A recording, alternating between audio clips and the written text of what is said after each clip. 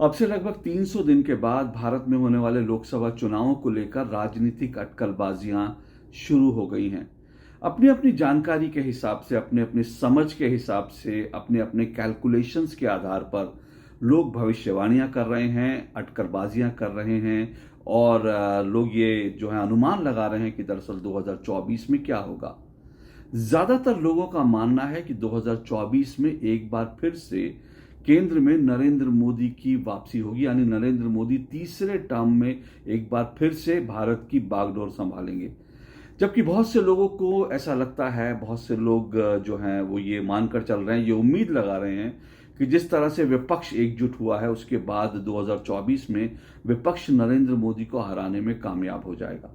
जैसा मैंने कहा कि अपनी अपनी समझ है, अपनी अपनी कैलकुलेशन है, लेकिन अगर आप वास्तव में आज देश के जो हालात हैं और आज जनता का जो मूड है उसके हिसाब से अगर आप अनुमान लगाएंगे, जमीनी हालात जो है उसको देख करके अगर आप अनुमान लगाएंगे, तो इसमें कोई दो राय नहीं, आज ये कहा जा सकता है कि एक बार फिर से 2024 में नरेंद्र मोदी की केंद्र में वापसी होने वाली और नरेंद्र मोदी तीसरी बार जो है प्रधानमंत्री बनने वाले हैं इस देश के। मैं जो कुछ भी कह रहा हूं उसके पीछे क्या आधार है, क्या कैलकुलेशंस है, कौन सी जमीनी हकीकत की मैं बात कर रहा हूं, ये सब मैं आपको बताऊं। लेकिन उससे पहले मैं एक बात बड़ी स्पष्ट कर दूं कि अगले 100 दिनों में, जी हां, नोट कीजिएगा मेरी बात को, अगले 100 दिनों में अगर विपक्ष ने कोई बड़ा उलटफेर नहीं किया, यानी विपक्ष यानी ये जो इंडिया नाम से नया जो गठबंधन बना है, अगले 100 दिनों में अगर इन्होंने कोई बहुत बड़ा गेम चेंजर जो है कोई कदम नहीं उठाया, तो समझ लीजिए कि 2024 में नरेंद्र मोदी की वापसी फिर से तय है।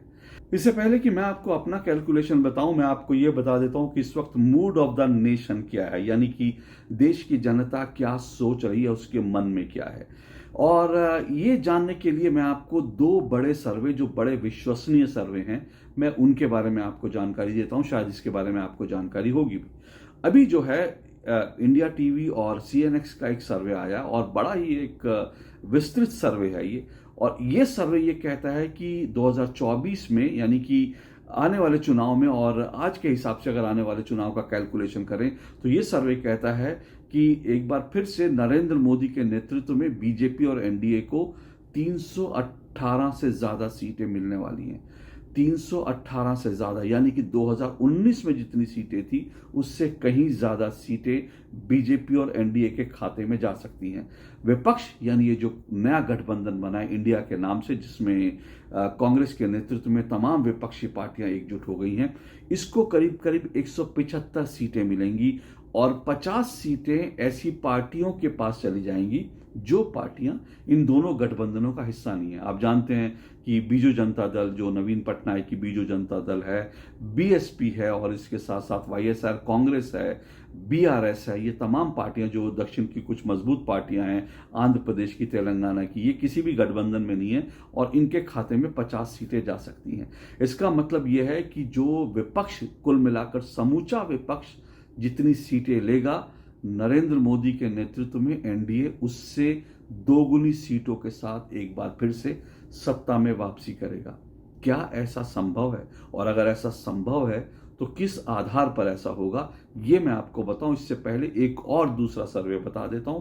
मूड ऑफ द नेशन, जो सी वोटर का सर्वे है, वो ये कहता है, उसने जब एक सर्वे किया तो उस सर्वे के नतीजे जो आए वो ये आए कि दरअसल नरेंद्र मोदी को नेता के रूप में देखने वाले जो हैं वो आज भी 60% लोग, यानी मोर देन 50%, यानी आधे से ज्यादा लोग, 60% लोग आज भी नरेंद्र मोदी को एक बार फिर से प्रधानमंत्री के रूप में चुनना चाहते हैं। और इसकी तुलना में अगर राहुल गांधी का आंकड़ा देखें तो वो करीब करीब 20 से 25% जाता है। तो आप सोचिए कितना बड़ा अंतर है, कहाँ 60%, कहाँ 20%। तो करीब करीब ये अंतर इतना बड़ा है कि इसको अगले 100 दिन में क्या 300 दिन में भी पाटना विपक्ष के लिए संभव नहीं होगा। आपको मैं बड़ा साफ कह दूं कि ज्यादातर होता क्या है कि ये जो चुनाव का टाइम होता है, इसमें ऐसा माना जाता है कि लोग अपना मन जो है वो करीब करीब 3 से 4-5 महीने पहले लोग अपना मन बना चुके होते हैं। उसके बाद जो है लोग पलटते नहीं है। कोई बहुत बड़ा अगर कोई कोई अगर उलटफेर हो जाए तो ही लोग अपना मन बदलते हैं, लेकिन ज़्यादातर लोग अपना मन बना के बैठते हैं। हाँ, ये जो फेंस सिटर वोटर हैं, यानी ऐसे जो फ्लोटिंग वोट हैं, वो ज़रूर 2 से 4% जो फ्लोटिंग वोट हैं वो इधर उधर होते हैं, उनसे कुछ सीटों पर फर्क पड़ता है, लेकिन मोटे तौर पर यह माना जा रहा है आज देश की जनता जो है अपना मन बना चुकी है। मैं आपको एक और बड़ी जानकारी दूं, जैसे मैंने आपको ये बताया mood of the nation, C voter survey बताया कि इसमें 60% जो है लोग चाहते हैं एक बार फिर से नरेंद्र मोदी के लिए वोट करने के लिए तैयार हैं। इसी सी वोटर ने अब से 6 महीने पहले, यानी जनवरी के अंतिम सप्ताह में एक और सर्वे किया था। इसी तरह से जैसे आज सी वोटर ने मूड ऑफ द नेशन जानने की कोशिश की है, ऐसा ही सर्वे जो है अब से 6 महीने पहले जनवरी के आखिरी सप्ताह में किया था, और उस सर्वे का नतीजा भी बड़ा साफ था। करीब करीब 300 से ज़्यादा सीटें बीजेपी और एनडीए के खाते में उस वक्त भी बताया गया था। इसका मतलब क्या है? इसका मतलब यह है कि जनवरी से लेकर अब तक, यानी पिछले 6 महीनों में जनता के मूड में कोई बदलाव नहीं आया है। 6 महीने पहले लोग नरेंद्र मोदी को एक बार फिर से प्रधानमंत्री देखना चाहते थे, और आज भी लोग नरेंद्र मोदी को एक बार फिर से प्रधानमंत्री देखना चाहते हैं। दूसरा बड़ा फैक्टर क्या है? दूसरा बड़ा फैक्टर यह है, इन 6 महीनों में यूं तो कोई बहुत बड़ा बदलाव नहीं हुआ। हाँ, इसमें ज़रूर है कुछ घटनाएं घटती गई हैं, लेकिन जो सबसे बड़ी बात हुई है, अगर हम विपक्ष के लिहाज से देखें तो सबसे बड़ी जो बड़ी घटना हुई है वो ये हुई है कि विपक्ष जो है वो कांग्रेस के नेतृत्व में एकजुट हो गया। पहले ऐसा लगता था कि शायद राहुल गांधी और अरविंद केजरीवाल एक साथ नहीं आ पाएंगे, ऐसा लगता था कि ममता बनर्जी और राहुल गांधी एक साथ नहीं आ पाएंगे, लेकिन नरेंद्र मोदी के खौफ में, नरेंद्र मोदी की ताकत को देखते हुए इन लोगों को फिलहाल एकजुट होना पड़ा। हालांकि ये अगले 6 महीने तक एकजुट रह पाएंगे, सीटों का बंटवारा कर पाएंगे, नेता चुन पाएंगे, ये सब नहीं जानते, क्योंकि ये सब मेरा अपना मानना है कि इन सब चीज़ों में अभी बहुत जो है इसमें एक दूसरे की टांग खिंचाई होगी, और इसके दुष्परिणाम भी बहुत जल्दी हम देखेंगे। लेकिन हो सकता है ऐसा ना भी हो, हम ये मान के चलते हैं।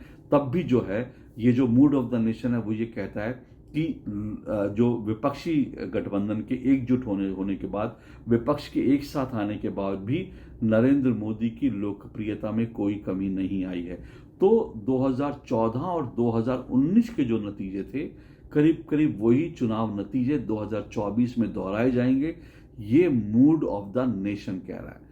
अब मैं आपको ये बताता हूं कि दरअसल मेरा आकलन क्या, और अगर ये मूड ऑफ द नेशन है तो इसके पीछे क्या बड़े फैक्टर हैं। पहला फैक्टर जो नरेंद्र मोदी की जीत की आज से ही भविष्यवाणी कर रहा है वो क्या है? वो ये है कि नरेंद्र मोदी का जो कद है, नरेंद्र मोदी की जो छवि है, जो उनकी इमेज है, आज उसके बराबर में कोई भी नेता खड़ा नहीं होता। आप जानते हैं कि अभी दुनिया भर में जो एक रेटिंग होती है, जो एक रेटिंग दुनिया भर में नेताओं की आती है, उनमें नरेंद्र मोदी आज भी दुनिया के सबसे लोकप्रिय नेता बने हुए हैं। दुनिया के, भारत को छोड़ दीजिए, दुनिया के सबसे बड़े नेता बने हुए हैं। और अगर भारत की बात करें तो अगेन भारत में जो सर्वे हैं वो ये 60% से ज़्यादा लोग नरेंद्र मोदी को आज भी एक बार फिर से प्रधानमंत्री देखना चाहते हैं। तो इसके मतलब क्या? इसका मतलब यह है कि नरेंद्र मोदी का जो उनकी छवि है, उनका जो राजनीतिक कद है, वो अपने विरोधियों के सामने इतना बड़ा हो चुका है कि तमाम विरोधी उसके सामने बौने दिखाई देते हैं। ये एक बहुत बड़ा फैक्टर है। देखिए, जब लोग वोट करने जाते हैं हिंदुस्तान में, और जब भी आप देखिए, चाहे वो राज्य विधानसभा के चुनाव हों या फिर जो है लोकसभा के चुनाव हों, लोग जब वोट करने जाते हैं तो लोग ये वोट करने जाते हैं कि लोग ये सोचकर वोट करते हैं कि उनका मुख्यमंत्री कौन होगा, उनका प्रधानमंत्री कौन होगा। लोग ये सोचकर वोट करते हैं। बहुत कम ऐसे हमारे सामने उदाहरण हैं जहां पर लोगों के सामने कोई चेहरा नहीं था और लोगों ने वहां पर एक पॉलिटिकल पार्टी को बिना चेहरे के जिता दिया। ऐसे कुछ उदाहरण हैं राजनीति में, ऐसे हमें कई उदाहरण मिलते हैं, लेकिन उसके पीछे बहुत दूसरे कारण रहे हैं। और मोटे तौर पर मैं कहूँ, आज की तारीख में जो लोकसभा चुनाव होते हैं उनमें लोग ये देखते हैं कि हम जो वोट देंगे उसके बाद कौन सा नेता है जिसको हम वोट देने जा रहे हैं, हमारे वोट के बाद कौन व्यक्ति प्रधानमंत्री बनेगा और किसको लोग प्रधानमंत्री बनाना चाहते हैं। अब एक तरफ नरेंद्र मोदी का कद है जो इतना बड़ा है, लार्जर देन जो है लाइफ उनका कद है, दूसरी तरफ विपक्ष के पास क्या है? विपक्ष के पास अगर मैं कहूँ तो अभी विपक्ष ने, पहली बात तो ये है कि विपक्ष अभी अपना कोई चेहरा नहीं दिया है, क्योंकि विपक्ष में लगभग लगभग इतने चेहरे हैं और विपक्ष में चेहरों को लेकर इतनी मार पिटाई है, इतनी खींचतान है कि विपक्ष कोई भी चेहरा दे नहीं रहा है।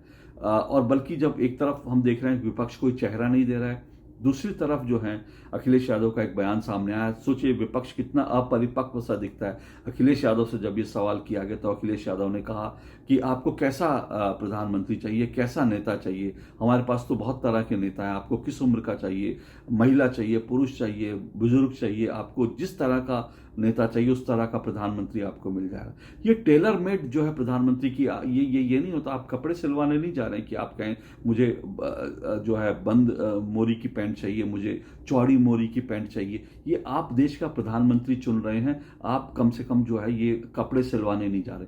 ये टेलर मेड प्रधानमंत्री की बात करना इस तरह से, ये बड़ा ही बचकाना एक बयान था अखिलेश यादव का। और देश की जनता ये सब देखती है, हंसती है देश की जनता ऐसे बयानों पर। और इसीलिए मैं कह रहा हूं कि देश की जनता को ये लगता है कि इस तरह की बात करने वाला जो विपक्ष है उसके पास दरअसल नरेंद्र मोदी की टक्कर में कोई नेता नहीं है।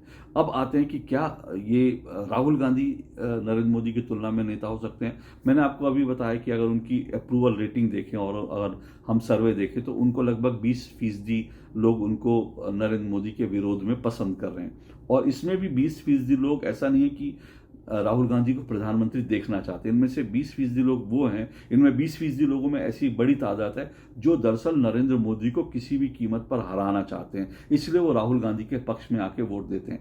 तो राहुल गांधी की एक्सेप्टेंसी जो है एज ए लीडर जो है भारत में और एज ए प्रधानमंत्री के तौर पर, वो मुझे लगता है आज ऐसी नहीं है कि लोग 2024 के चुनाव में राहुल गांधी को प्रधानमंत्री बनाने के लिए वोट देंगे। हालांकि अभी तो सबसे बड़ा सवाल यह है क्या विपक्ष राहुल गांधी को अपने नेता के रूप में प्रोजेक्ट करेगा? इस बात की संभावना लगभग नहीं के बराबर है। हालांकि कुछ लोग ये भी कह रहे हैं कि राहुल गांधी का मामला अभी फंसा हुआ है, लेकिन मैंने आपको पहले भी बताया था क्योंकि उनका मामला अब सुप्रीम कोर्ट में, वो अगला चुनाव लड़ पाएंगे भी नहीं लड़ पाएंगे, ये बड़ा सवाल है। लेकिन मैंने आपको पहले भी बताया था, मेरा मानना है कि उनको सुप्रीम कोर्ट से जरूर राहत मिल जाएगी।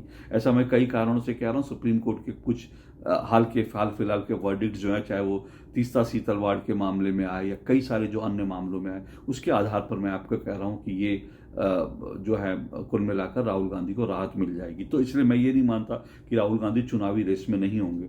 राहुल गांधी चुनावी रेस में होंगे, लेकिन बात यह है कि लोग उनको चुनेंगे। पहली बात तो विपक्ष उनको चुनेगा, जिसकी संभावना बिल्कुल नहीं है। उसके बाद फिर यह आता है कि जनता उनको प्रधानमंत्री के रूप में चुनेगी, उसकी संभावनाएं लगभग 20% हैं, जो 60% की तुलना में बहुत कम है। तो एक बड़ा फैक्टर यह है कि विपक्ष के पास नरेंद्र मोदी की तुलना में कोई चेहरा नहीं है और ये 2024 के चुनाव में एक बड़ा फैक्टर साबित होने जा रहा है नरेंद्र मोदी की जीत को एक बार फिर से पक्का करने के लिए। कारण नंबर 2, दूसरा कारण यह है कि नरेंद्र मोदी आज पूरी तरह से आत्मविश्वास से भरे हुए हैं।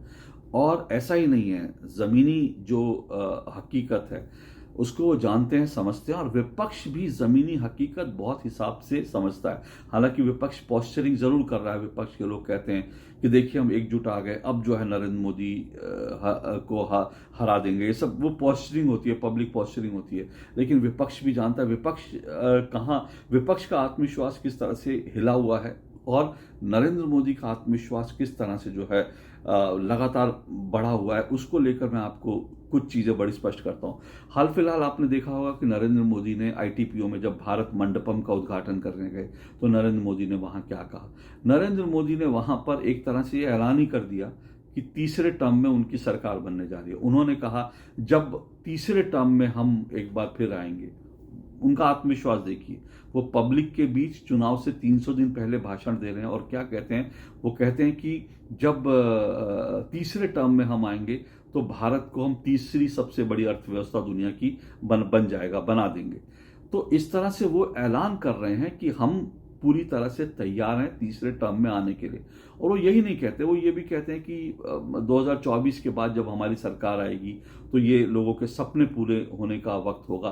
तो इस तरह से वो बिल्कुल आत्मविश्वास से भरे हुए हैं और उनके भाषणों में, ना उनके चेहरे पर, ना उनकी बॉडी लैंग्वेज में, ना उनके हाव भाव में कहीं से नहीं लगता कि उनका कोई आत्मविश्वास डिगा हुआ है या उनको कहीं से भी लगता है कि विपक्ष उनके लिए एक चुनौती है। और मैं आपको ये भी बता दूं, अपने निजी अनुभव के आधार पर आपको बता रहा हूं, 2014 में, 2019 में चुनाव से पहले जब मैंने खुद नरेंद्र मोदी का इंटरव्यू किया था, तो तब भी जबकि मेरे मन में बड़े सारे सवाल थे और मेरे मन में कई तरह की शंकाएं थी, लेकिन उस वक्त नरेंद्र मोदी ने जो कुछ मुझसे कहा था, जो मैंने उनसे इंटरव्यू करते हुए कैमरे के सामने और ऑफ कैमरा मेरी जब बात हुई थी, तो उन्होंने मुझसे जो कुछ कहा था वो चुनाव नतीजों में हमने सामने आते हुए देखा।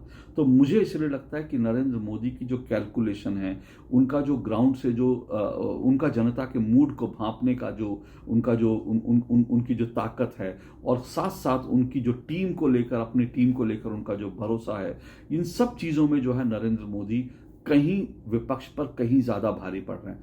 अब दूसरी तरफ विपक्ष देखिए, विपक्ष का आत्मविश्वास किस तरह से हिला हुआ है। इसका सबसे बड़ा कारण क्या है? इसका कारण यही है कि जो अरविंद केजरीवाल कहते थे कि अपने बच्चों की कसम खाते थे, कहते थे कांग्रेस से हाथ नहीं मिलाऊंगा, और वही अरविंद केजरीवाल जो है आज कांग्रेस से जाकर हाथ मिला लेते हैं।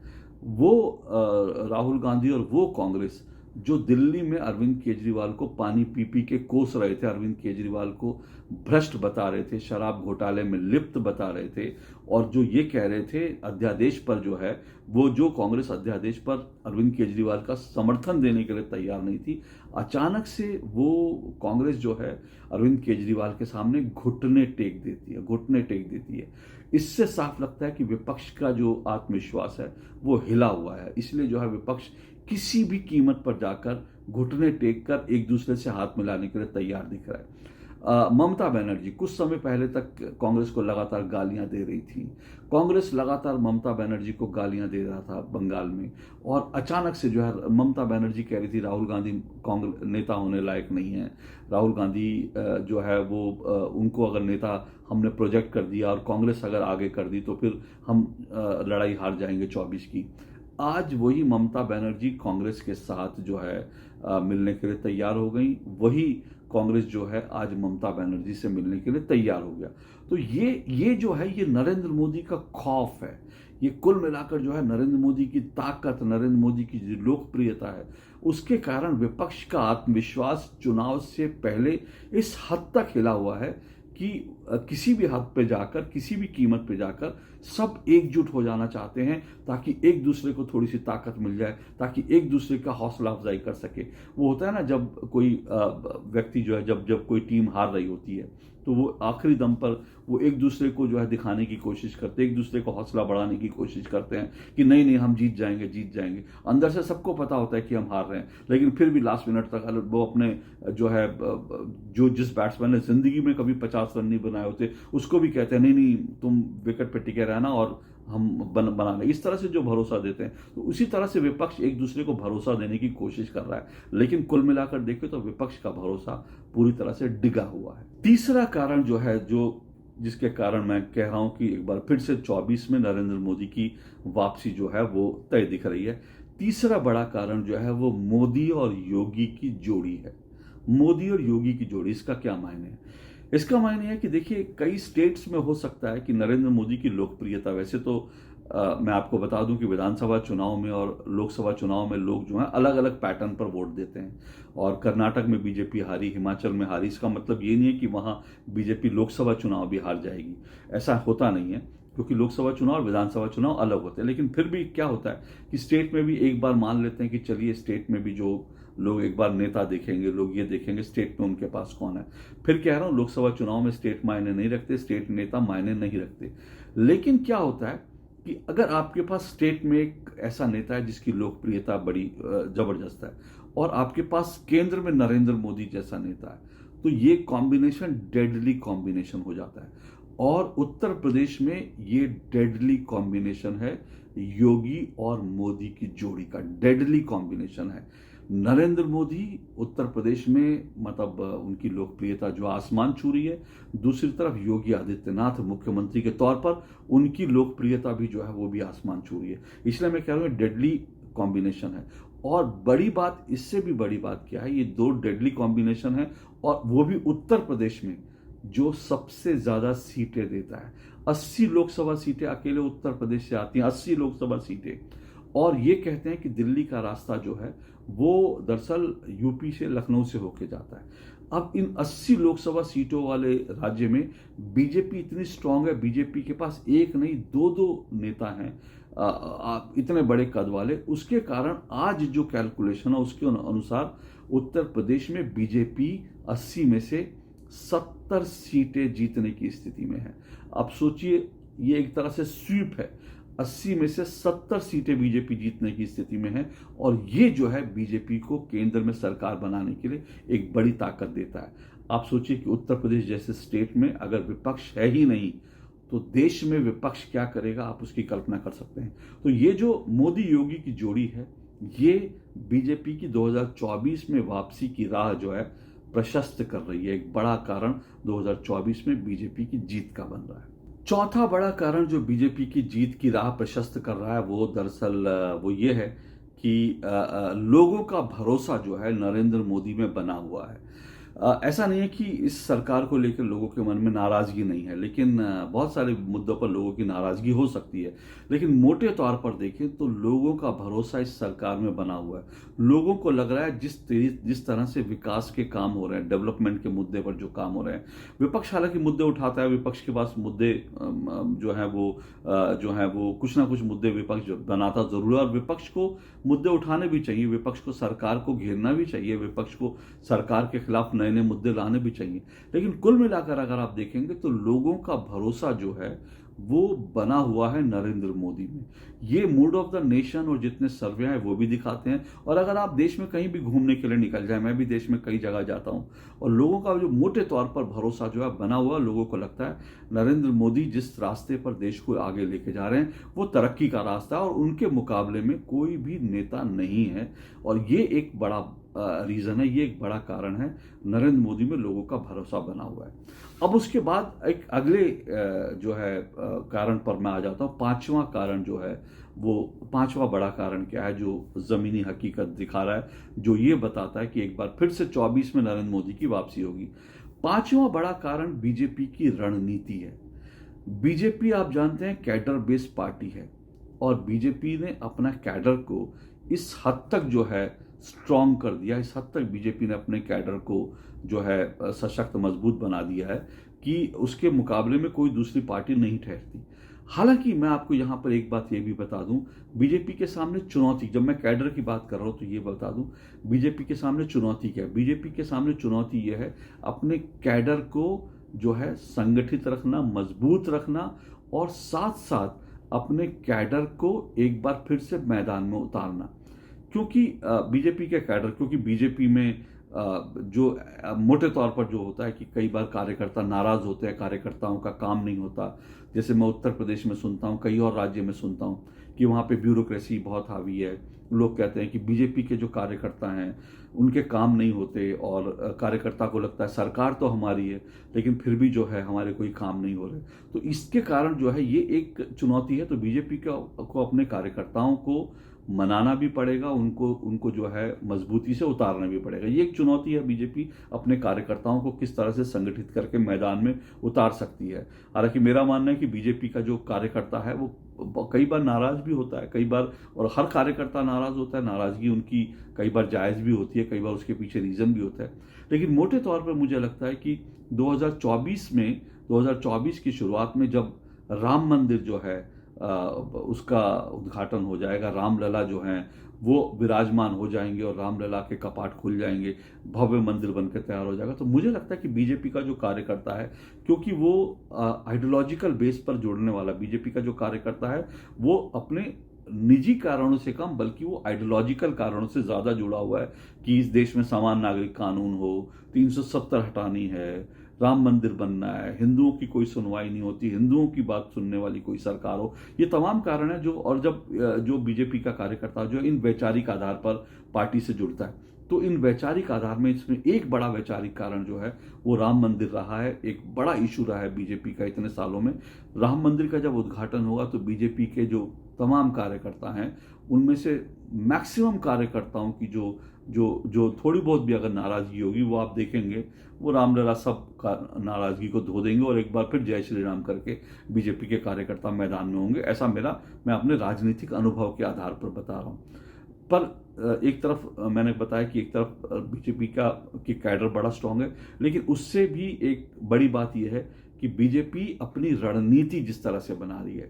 देखिए, बीजेपी एक ऐसी पार्टी है जिसको हम कहते हैं कि वो 24 घंटे जो काम करती है और हमेशा वो एक चुनाव मशीनरी उसकी ऐसी है जो हर समय 365 दिन 5 साल पूरे सक्रिय रहती है।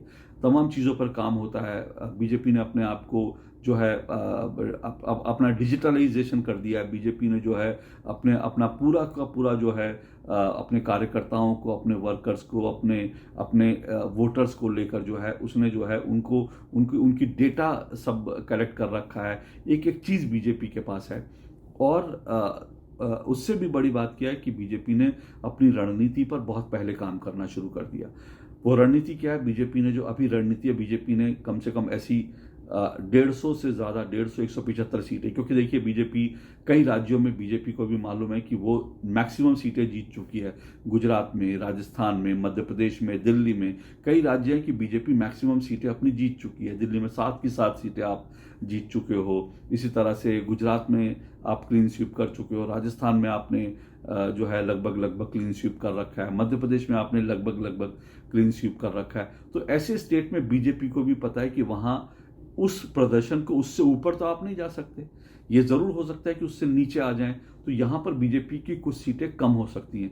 तो बीजेपी इसकी काट के लिए बीजेपी ने अपनी क्या रणनीति तैयार कर रखी है? बीजेपी ने इसका ऑल्टरनेट निकालने के लिए बीजेपी ने करीब ऐसी 150 से 175 सीटें जो हैं वो आइडेंटिफाई कर रखी हैं जिन पर बीजेपी नहीं जीती। ऐसी सीटें जिन पर कभी नहीं जीती, ऐसी सीटें जिनमें बीजेपी बड़े कम मार्जिन से हार गई थी, ऐसी सीटों पर पार्टी लगातार काम कर रही है कि जो सीटें हम नहीं जीते वो कैसे जीत सकते हैं, उसके लिए रणनीति बनाकर काम कर रही है। और आज से नहीं कर रही, उन सीटों पर बीजेपी कई समय से काम कर रही है। और ऐसी सीटों पर, ऐसी कई सीटें हैं जिन पर अगर आप हिसाब लगा के देखेंगे तो ऐसी कई सीटों पर प्रधानमंत्री नरेंद्र मोदी और या गृह मंत्री अमित शाह या बीजेपी के पार्टी प्रेसिडेंट जो हैं जेपी नड्डा, वो 2-2, 3-3, 4-4 बार जो हैं किसी न किसी कार्यक्रम के बहाने, किसी न किसी सभा के बहाने उन जगह पर ऑलरेडी जा चुके हैं और चुनाव तक अभी कई दौरे और लगेंगे। तो बीजेपी आइडेंटिफाई ऐसी सीटें करके उन पर लगातार काम कर रही है ताकि जहां जहां नुकसान हो उन नुकसान की भरपाई यहां से कर सके। तो ये स्ट्रैटेजी जो है, स्ट्रैटेजी बनाने में बीजेपी बहुत स्ट्रांग है और ये एक बड़ा कारण है जिसके कारण मैं कह रहा हूं ये जमीनी हकीकत जो है बीजेपी को 2024 में एक बार फिर से स्ट्रांग बना रही है। एक बार फिर अंत में मैं यही कहूंगा कि अगर अगले 100 दिनों में, और इसको आप नोट करके रखिएगा, अगर अगले 100 दिनों में कोई बड़ा गेम चेंजर विपक्ष की तरफ से जो है वो नहीं आया, उसने कोई बड़ा गेम चेंज करने वाला गेम चेंजर उसने कोई बड़ा जो स्टेप नहीं उठाया, तो ये समझ लीजिए कि 24 की लड़ाई का नतीजा जो है वो लगभग तय है। और जो है विपक्ष भले ही एकजुट हो जाए, लेकिन विपक्ष की दुकान जो है 24 की चुनाव का ऐलान होने से पहले ही उनकी दुकान जो है बंद हो चुकी है। अगर 100 दिन के अंदर अंदर कोई बड़ा उन्होंने गेम चेंजर स्टेप नहीं उठाया, अगर ये उठाएंगे तो शायद जो है कुछ फाइट हम देखें, शायद हम जो हैं कुछ चीज़ें बदलते हुए देखें या कुछ चुनौतियां नरेंद्र मोदी के लिए बढ़ते हुए देखें। लेकिन अगर ऐसा नहीं हुआ, जिसकी उम्मीद मुझे नहीं है, मैं फिर बता रहा हूँ, मुझे उसकी उम्मीद भी नहीं है, क्योंकि विपक्ष का तमाम चीज़ों का अगर मैं आकलन करता हूँ, उनके गठबंधन का, उनके नेताओं के अपने जो उनके अपने स्वार्थ है उसका सब कैलकुलेशन करता हूँ, तो मुझे लगता है ऐसा कुछ होने जा नहीं रहा है। तो ऐसे में 2024 के चुनाव में एक बार फिर से नरेंद्र मोदी की जीत लगभग तय लग रही है। लेकिन ये राजनीति है और जब तक कोई चीज़ सामने ना आए, जब तक नतीजे ना आ जाएं, तब तक तो हमें इंतज़ार करना ही पड़ेगा। आप तब तक इंतज़ार कीजिए, लेकिन फिलहाल मुझे इजाज़त दीजिए। नमस्कार।